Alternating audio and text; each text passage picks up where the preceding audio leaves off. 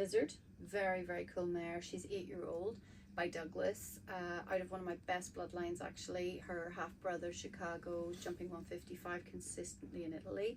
Her half-sister is Baloo Breeze that Sam's currently jumping. She won in Wiener Neustadt. She's been placed really quite regularly. And big Grand Prix in Oslo and Stuttgart. So I think the mother line is one of our strongest. Anyway.